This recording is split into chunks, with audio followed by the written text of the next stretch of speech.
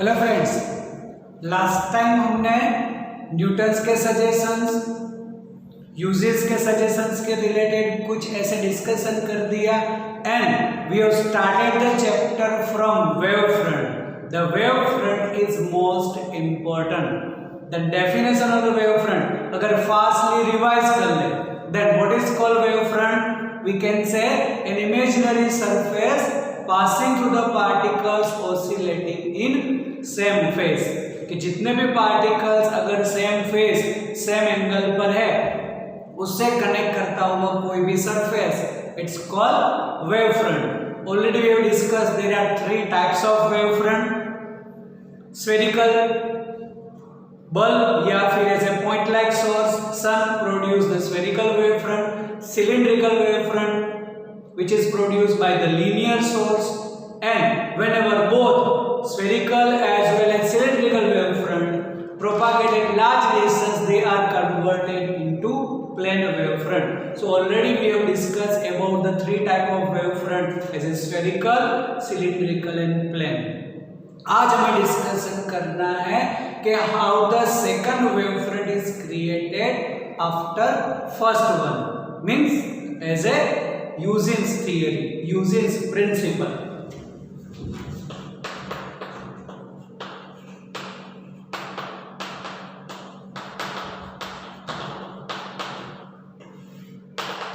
तो अगर आप ह्यूजेंस प्रिंसिपल को याद करें तो ह्यूजेंस प्रिंसिपल ने मतलब ह्यूजेंस ने ऐसा बोला कि each and every particle line on wave front independently acts like point source and produce spherical wave from it. After a small interval of time, tangential surface to the all wavelets gives position and shape of the new wave front. This is the principle of Huygens. नहीं आया ना समझ में? चलो एक और बार उसको repeat करते हैं और फिर उसको एक्सप्लेनेशन देते हैं, तब पता चलेगा। चलो ह्यूजेंस प्रिंसिपल है क्या? तो ऐसा बोला ह्यूजेंस ने कि every particle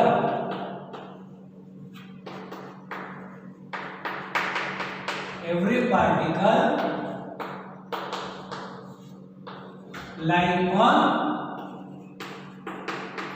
wave front independently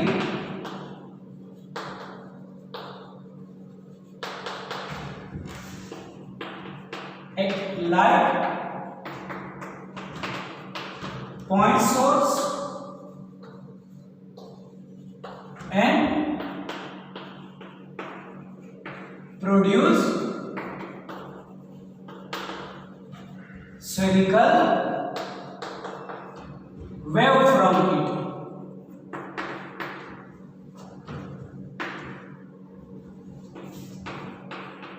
After small interval of time,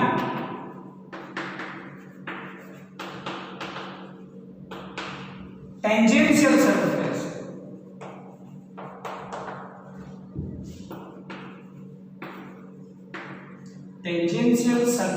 of all wavelets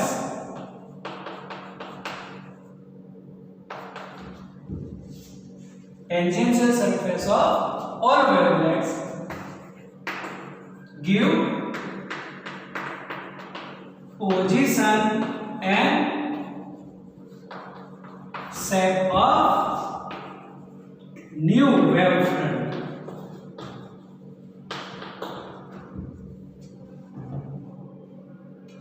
फिर से एक और बार इसको ऐसे याद करें तो Huygens principle is most important. इसका एक्सप्लेनेशन मतलब पूरा ह्यूजेंस प्रिंसिपल इम्पोर्टेंट है रिगार्डिंग विद द बॉल, और उसके बाद उसकी दो थियरी है, as a reflection and reflection जो एज ए ह्यूजेंस ने उसके प्रिंसिपल से एक्सप्लेन किया है वो। तो आज अभी तो ह्यूजेंस प्रिंसिपल क्या बोला? Once again every particle line on wave front. इसका मतलब अब कोई भी wave front, Huygens principle is applicable for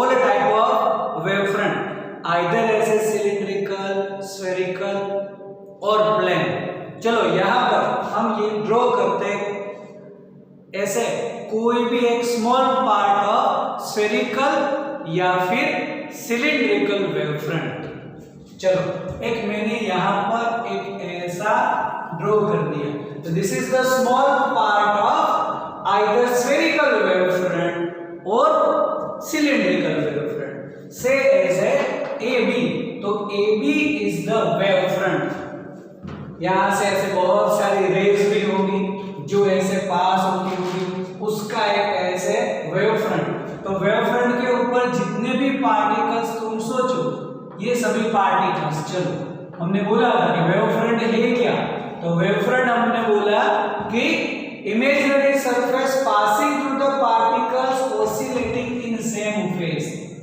है ना। तो यहां पर ये पार्टिकल्स, तो क्या बोला यूजर्स ने, every particle lying on wave front independently at like point source. मतलब इसके हमने अगर कोई भी ऐसे पार्टिकल सोच लिए, ये हाँ, इसके कोई भी ऐसे नाम दे दे, नंबर दे दे 1 2 3 4 5 whatever it is, then each and every particle lying on wavefront independently acts like point source। इसका मतलब ये भी एक पॉइंट सोर्स, ये भी एक पॉइंट सोर्स, ये सभी ऑल आर पॉइंट सोर्स। वैसे तो बहुत सारे हैं, एज पर एग्जाम्पल हमने यहां पर थोड़े लिए हैं ऐसे। और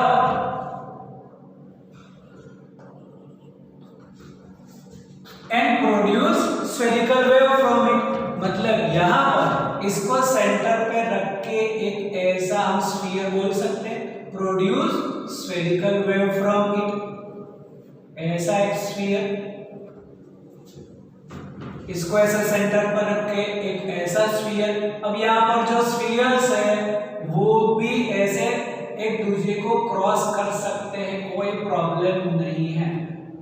ओके, तो एक ऐसा स्फीयर बनेगा, ऐसे बहुत सारे स्फीयर्स बनेंगे, जिसमें से मैं स्फीयर का एक छोटा सा पार्ट ही यहां पर ड्रॉ कर रहा हूं, ऐसे small portion of the sphere. ये पार्टिकल को सेंटर पे रख के एक स्मॉल, इसको सेंटर पर रख के ऐसा इधर और इधर। ओके, क्लियर कि every particle lying on wavefront independently act like point source and produce spherical wave from it. After a small interval of time, tangential surface of all wavelets, ये जो हमने ऐसे छोटे स्फीयर ड्रॉ किए, इसको plural में बोलते हैं wavelets. Then after a tangential surface to the all wavelets gives position and shape of new wavefront. मतलब इसका हम टेंजेंट, इसका टेंजेंट, सभी के टेंजेंट को ऐसे कनेक्ट करो, इसका कुछ टेंजेंट यहाँ पर बनेगा, इसका tangent, then the surface, tangential surface to all wavelets gives position and shape of new wavefront. तो अगर मैं xy बोल दूं, then xy is our new wavefront. मतलब यहां से अगर वेव ऐसे आगे प्रोपागेट हो रही है, देन इस वेव फ्रंट से नेक्स्ट वेव फ्रंट क्रिएट होगा। Now once again every particle, यहां पर बहुत सारे पार्टिकल्स वापस ऐसे, every particle lying on wave front independently acts like point source and produce spherical wave. ऐसे वापस स्फेरिकल सेल बनाएंगे, ऐसे स्फीयर्स बनाएंगे, और अगेन इसका एक आगे हम ऐसा वेव फ्रंट ड्रॉ कर सकते हैं। तो by this way the wave front is propagating in a medium, या फिर इट इज आल्सो लाइट जो है वो ऐसे नॉन मैकेनिकल है, तो भी वेव फ्रंट जो है वो आगे आगे प्रोपागेट होता रहेगा। क्लियर? वंस अगेन ये हमने बोला है कि हमारा एक wave front A B is the wave front, उसके ऊपर के पार्टिकल्स जो सेम फेज में है, they produce the spherical shell. Okay, क्योंकि independently acts like point source, तो इसका एक छोटा सा पार्ट अब सभी सेम फेज में है, इसीलिए अगर हम बोल दें कि यहां से ये डिस्टेंस, तो सभी का ऐसे जो भी स्फीयर बनाकर उस रेडियस सेम रहेगा, and this radius is equal to v into delta T, क्योंकि जो भी स्मॉल इंटरवल ऑफ टाइम है और उसकी जो स्पीड है, स्पीड इंटू टाइम, ये हो जाएगा डिस्टेंस, और वो डिस्टेंस वाला हमें स्फीयर इमेज करना है। देन ये सभी बन गए उसके spheres independently act like point source है तो प्रोड्यूस स्फेरिकल वेव, क्योंकि पॉइंट सोर्स स्फेरिकल वेव बनाएगा। And after a small interval of time, तो जो भी रेडियस वाले स्फीयर बने हैं, it's all are called wavelets. तो small interval of time, the tangential surface to the all wavelets gives position and shape of new wavefront, then xy is our new wavefront. हुआ clear? जिसमें ये जो भी हमें radius consider करना है is equal to v into delta T. Okay, अब यहां पर इसी में प्रिंसिपल में हमें इसका ड्रॉबैक भी डिस्कस करना है कि drawback of the Huygens principle. जैसे ह्यूजेंस ने बोल दिया कि लाइट ऐसे प्रोपागेट होगी, वेव फ्रंट भी ऐसे आगे आगे प्रोपागेट करेगा, तब बहुत सारे साइंटिस्ट ने ऐसा भी व्यू दिया कि तुम ऐसे जो भी टेंजेंशियल सरफेस ड्रॉ करते हो, ओके, अगर ये स्फेरिकल वेव्स है तो पूरा स्फीयर बनेगा, तो यहां पर भी तुम ऐसे जो भी है इसका पार्ट ड्रॉ कर सकते हो, this is the part of the sphere. तो यहां पर भी तुम ऐसा टेंजेंशियल सरफेस कर सकते हो, मतलब x dash y dash, this is also the new wavefront. इसका मतलब जो लाइट है वो ऐसे पीछे भी प्रोपागेट हुई और आगे भी प्रोपागेट हुई।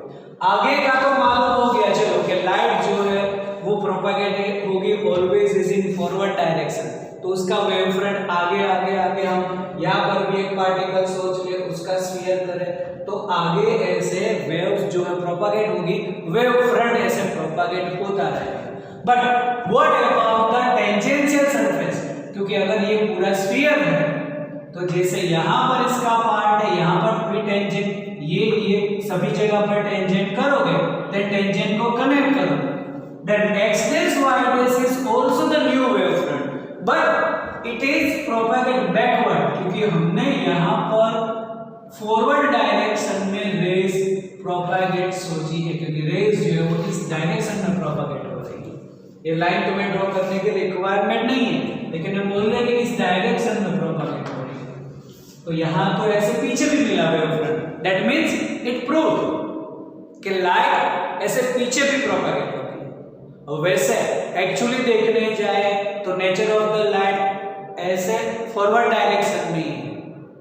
एक एग्जांपल ले लो कि अगर कोई भी डार्क रूम है, डार्क रूम के अंदर डायरेक्ट ऐसे तुम स्विच ऑन करो, तो जैसे स्विच ऑन होगी जो लाइट है, हाँ, वो प्रोपागेट तुम ऐसे देखेगी कि थोड़ी आगे गई, फिर वापस पीछे आई, फिर थोड़ी और आगे गई, फिर वापस पीछे आई, फिर और आगे गई, फिर वापस पीछे आई। ऐसा होता है?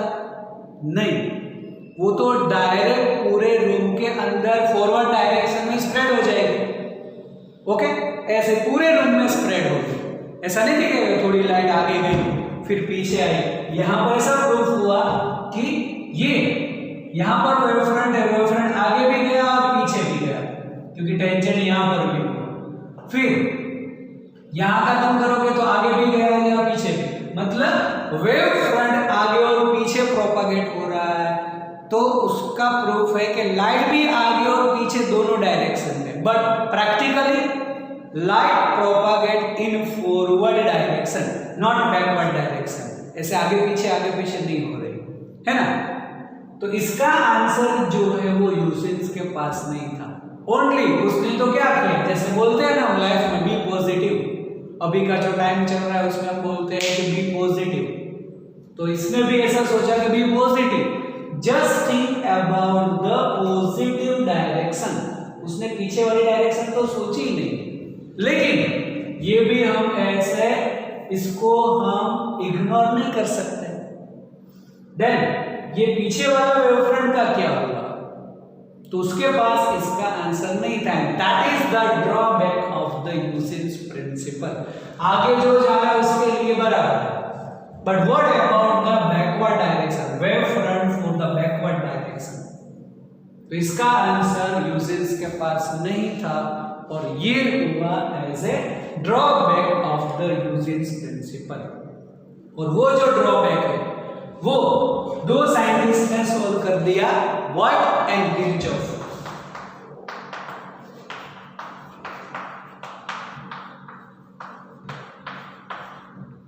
यस, ये थर्ड चैप्टर वाला ही किरचॉफ है। तो वाट एंड किरचॉफ ने सोल्व कर दिया। कैसे? चलो तो वो देखते हैं। तो यहां पर अगर हम कोई भी एक डायरेक्शन ऑफ प्रोपागेशन सोचे, इसमें से कोई भी एक डायरेक्शन ऑफ प्रोपागेशन ले लो और इसमें कोई भी एक यहां पर पार्टिकल, चलो ये तुम ऐसे सोच सकते हो, this is the direction of propagation, ऐसे उसमें ये कोई भी एक पार्टिकल और उसने इंडिपेंडेंटली पॉइंट सोर्स बनाया, मतलब it is x like point source and produce spherical wave. तो चलो ऐसा स्फेरिकल वेव। अब यहाँ पर तो टेंजेंट तुम बहुत सारे डायरेक्शन में ड्रॉ कर सकते हो ना। चलो ऐसा मैं बोल रहा हूँ कि टेंजेंट इस डायरेक्शन में, तो यहाँ पर जो भी प्रोपागेशन है वो ये सोचेंगे this is the original direction of propagation और ये टेंजेंट के हिसाब से यहाँ पर जो हमें यहाँ पर अगला वेव फ्रंट ड्रॉ करना है, तो इसका कुछ एंगल बोलो थीटा। तब बोल सकते हैं कि intensity of light प्रोपागेटिंग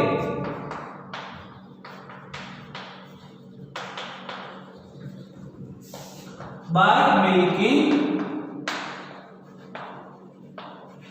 angle theta with original direction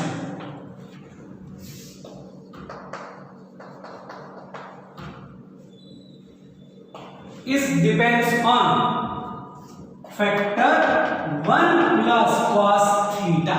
It depends on what? Depends on 1 plus cos theta factor. इसका मतलब ये हमारी ओरिजिनल डायरेक्शन, ये हमने कुछ यहाँ पर थीटा डायरेक्शन बोल दिया। तब इस डायरेक्शन में जो इंटेंसिटी है वो कितनी होगी? Depends on which? Depends on 1 plus cos theta factor. इसका मतलब चलो ये डायरेक्शन ऑफ प्रोपगेशन और इसी डायरेक्शन में अगर मुझे इंटेंसिटी चाहिए तो यहाँ पर तो थीटा 0 होगा। थीटा 0 मतलब cos 0 1 प्लस 1 2, कुछ आंसर मिलेगा। ओके, फिर अगर तुम बैकवर्ड डायरेक्शन में सोचो, जैसे ये फॉरवर्ड डायरेक्शन में यहाँ पर वेव फ्रंट हो गया, अब एग्जैक्टली बैकवर्ड डायरेक्शन, तो बैकवर्ड डायरेक्शन के लिए यहाँ पर थीटा कितना होगा? 180 degree pi cos 180 degree cos पाई की वैल्यू -1 0, मतलब यहाँ पर इंटेंसिटी 0। और फिर एग्जैक्टली यहाँ पर सोचो इस डायरेक्शन में परपेंडिकुलरली, तो sin 90 0 मतलब 1, तो फॉरवर्ड डायरेक्शन में डबल मिला और परपेंडिकुलर में 1 आंसर मिला हाफ और बैकवर्ड मतलब ऑपोजिट डायरेक्शन में 180 डिग्री, मतलब जो भी है वो बैकवर्ड डायरेक्शन में वेव फ्रंट नहीं है, उसकी इंटेंसिटी नहीं है। और इसीलिए यहाँ से फॉरवर्ड डायरेक्शन, ये अगर डायरेक्शन ऑफ प्रोपागेशन है तो तुम्हें यहाँ पर ही वेव फ्रंट का पार्ट सोचना है, not here, because here intensity is 0। फिर यहाँ से आगे करोगे तो आगे वाला ही सोचना है, पीछे वाला वेव फ्रंट वहां पर intensity 0। The intensity of the light propagating by making angle theta with the original direction based on factor 1 plus cos theta। और इसीलिए आगे की डायरेक्शन में इंटेंसिटी मिलती है। और एग्जैक्टली देखो, कहीं पर भी तुम सोर्स देखो तो ऐसा जो भी लाइट है वो इस डायरेक्शन में वेव अगर प्रोपागेट कर रही है तो उसके एग्जैक्टली 90 डिग्री पर देखना, वहां पर इंटेंसिटी कम होगी। जो भी लाइट सोर्स है, लाइट सोर्स चलो बल्ब है, तो आगे की डायरेक्शन में जो इंटेंसिटी है तो यहाँ पर देखना उसकी इंटेंसिटी 90 डिग्री पर इधर और इधर इससे कम होगी, उसकी इंटेंसिटी हाफ होती है। एग्जैक्ट यहाँ पर जितनी है उससे हाफ होती है ना। और वेव फ्रंट के लिए बैकवर्ड डायरेक्शन में इंटेंसिटी 0 बिकॉज वहां पर एंगल 180, तो ये हो जाएगा 0। तो जो व्हाइट और किरचॉफ है उसने उसका सॉल्यूशन भी दे दिया और उसने प्रूफ कर दिया कि जो भी लाइट हमें सोचनी है या वेव फ्रंट सोचनी है, propagating in forward direction not in backward direction, that is the usage principle. Most important वो प्रिंसिपल तुम्हें देना है, ये डायग्राम भी तुम्हें ड्रॉ करना है। हाँ, ऐसे क्लियर कट डायग्राम ये तो थोड़ा अभी बिगड़ गया है, हाँ, लेकिन क्लियर कट डायग्राम करना है तुम्हें प्रोपागेशन। तो ये जो है वो स्फेरिकल या फिर ऐसे सिलेंड्रिकल का पार्ट है। ऐसा ही हम प्लेन के लिए भी ड्रॉ कर सकते हैं कि suppose this one is our plane wave front X Y, initially X Y is the our wave front initial. चलो ए बी जो लिया था वही ले, फिर इसके ऊपर के पार्टिकल्स,